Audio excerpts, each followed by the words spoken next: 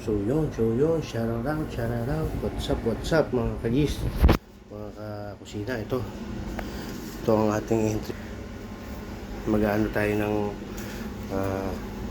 adobo tayo ng manok na may atay. Tapos yan, naglalaga na ako ng itlog. So, ito yung ano. So yun. Okay. Mag-ano muna ako nitong ating bawang tsaka bawang at sibuyas. So yun. So mga kusina, ito mag-iwan muna tayo ng sibuyas.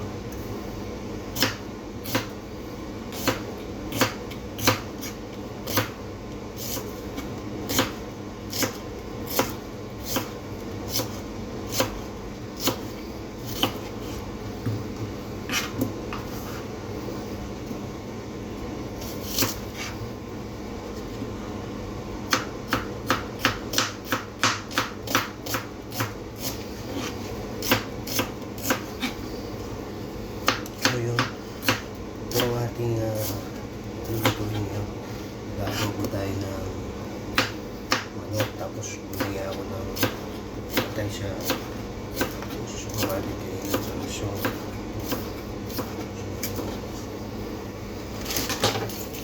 Yung ating bawang. So ayan, malapit na yung bawang, tapos ko na yung sibuyas. So check muna natin itong ating itlog. So pala mga kayis, yung mantika ay tawag ba dyan, natutulog. Kaya initan ko dito kasi naglaga naman ako ng itlog. So okay na to.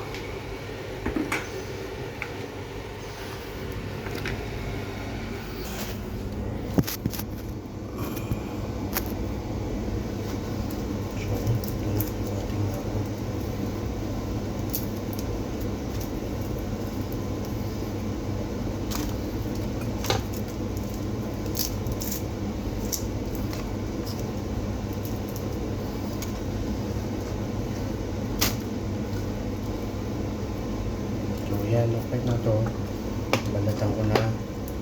Gayatin na lang.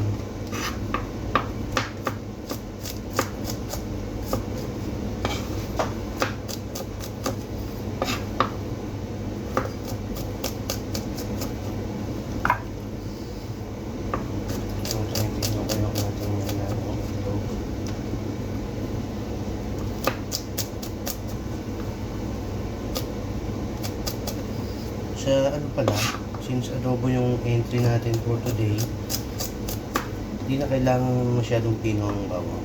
So nasa inyo rin, pero preferred ko yung kahit yung cut lang, okay na. So yun, painitin na natin tong kawali. Painitin na natin to, then while pinapainit natin yan, magigisa na tayo dyan. Ito, ano muna pala natin itong patay.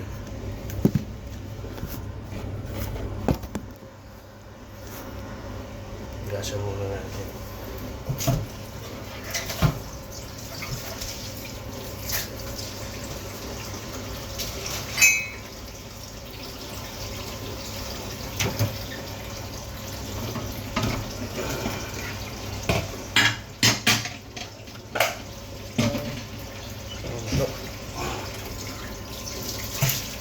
Tayo ng manok mga kaluto mga pinis.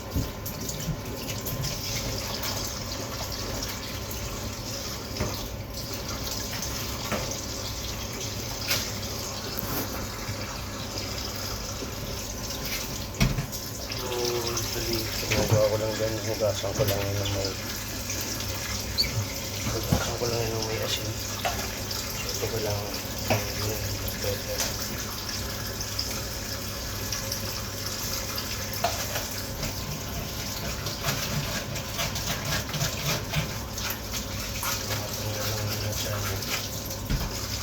ganun din ba kayo? Mga kayis, mga raksina. Nakinis na ito. Pwede na namang suka. So,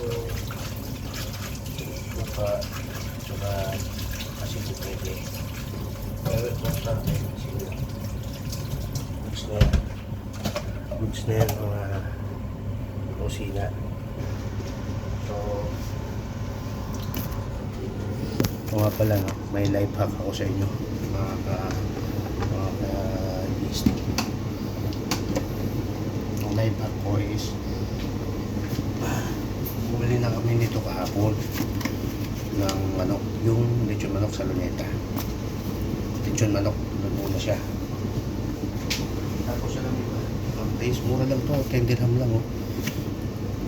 Small lang size niya, pero pwede na, di ba? Ang ulam. So, hindi ka na mag-defrost pa or mag-agayat. At least yan, ito na. Ito na siya, dito na.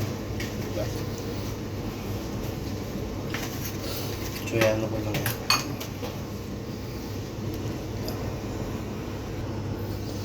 So, yan ha, mga kakusina. Yan ang life hack ko. Pwede kayo bumili ng dito kasi, mura na siya. Mura na to. 10 dirham na lechon na. Sa Luneta to. Sa Luneta restaurant ko binili.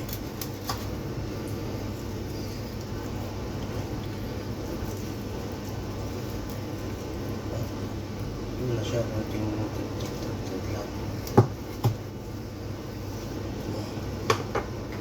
Hindi siya masyadong makakatagdarin.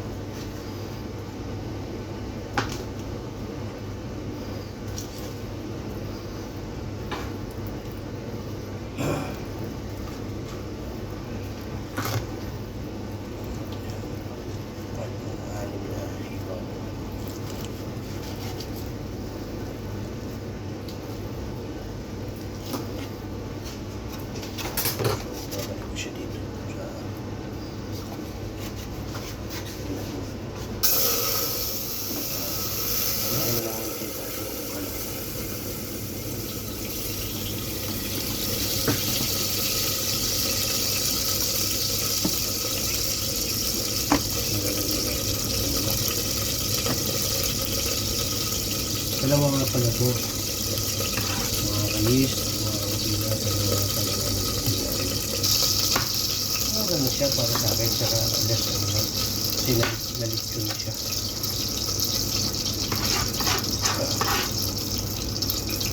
Diba? Yun ang life hack na tinatawag. Sinasabi ko. So ito yung pangalawa. Tapos lalagyan ko na lang siya ng patay.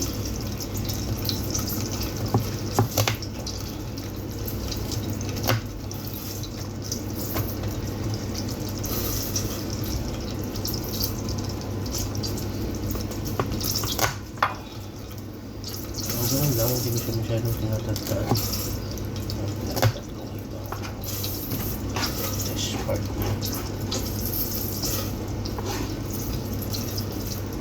Diba? Ayos na siya. Ang ulam.